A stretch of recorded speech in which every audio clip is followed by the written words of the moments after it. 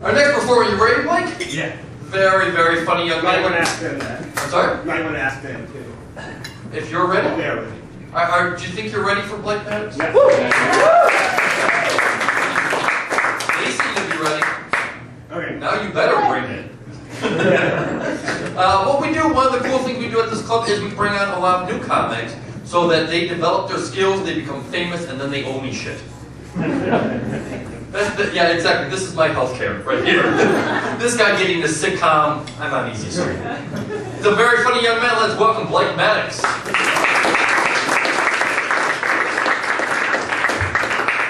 Folks, thank you all for coming tonight. Great to be here on Friday. It's funny, when Mike was up earlier on, he asked, do any of you have any tattoos? I said, no, not on me. My name's Blake. I'm not from around here originally. I moved out here a few years ago. And I've always lived around Harvard Square. I love it around here. There's so many fascinating people, places, and things. One time over by the tea stop, I saw a girl with a button on her backpack that said, think for yourself.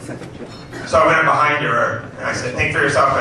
She turned around and said, yeah, that's right. And I said, okay, whatever you say. A lot of cool movie theaters in Harvard Square. You know, the Lowe's Theater, Harvard Film Archive, the Brattle Theater. I like movies a lot, but I think I've become numb to the emotional effects that movies can have. The last movie that made me cry was Philadelphia. You guys see that one? No? I just thought it was so sad at the end when that law firm lost the case and had to pay that guy all that money.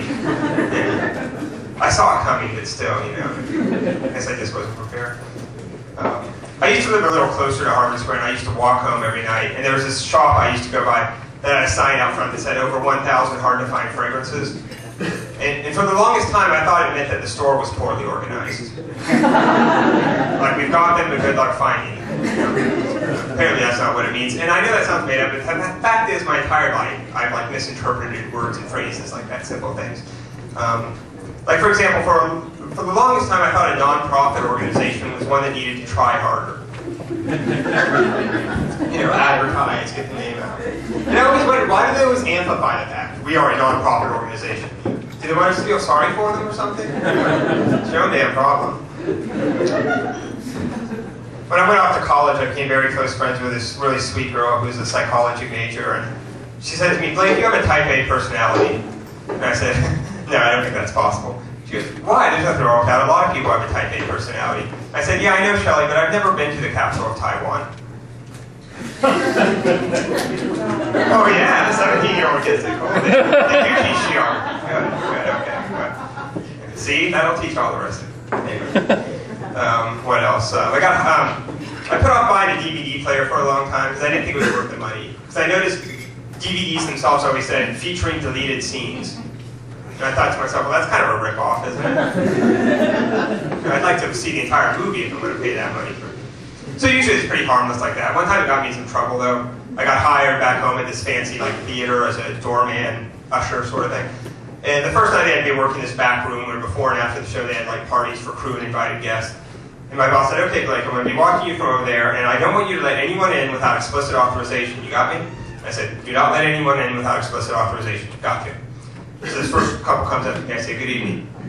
The man says, good evening. I said, may I see your pass, please? The man says, certainly. He hands it to me, and I examined it, and I handed it back to him. I said, okay, assholes, get the fuck in there.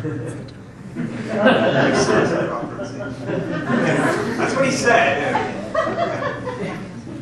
So I'm new to doing comedy. I started doing it like this year, like in April or something. And so far I'm loving every 5 to 7 minutes of it.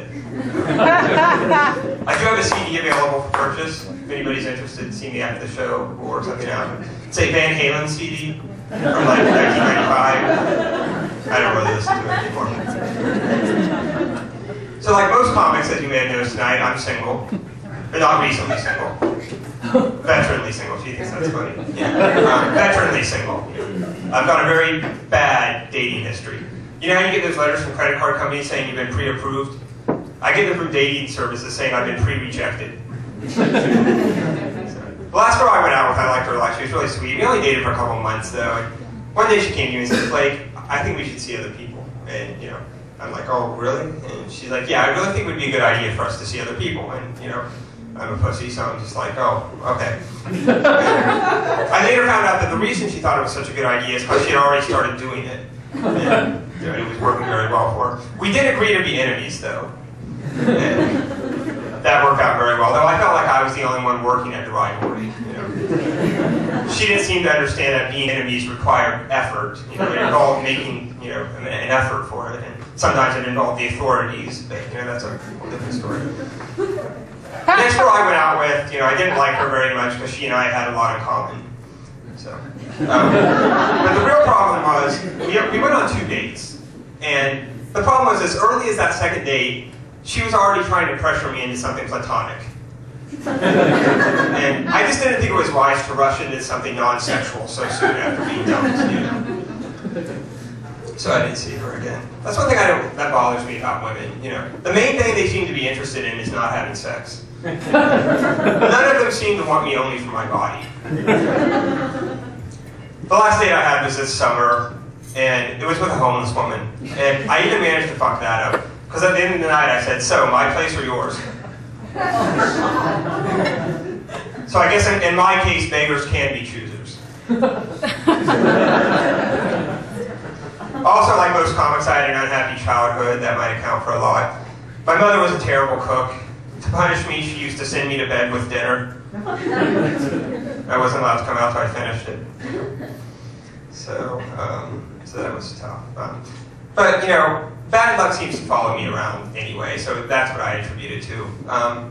Recently I bought like a 20-ounce bottle of Sprite, and I didn't realize that there was a tick inside it.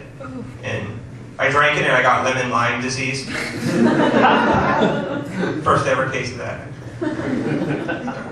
Also recently I changed my car insurance. I got new, cheaper car insurance. And the reason it's cheaper is because it doesn't cover acts of God. And the first night I had it, God was out driving drunk. He crashed head on into me. So I have to pay for everything myself. Okay, folks, you've been a lovely crowd. Thank you all for coming. Have a great night.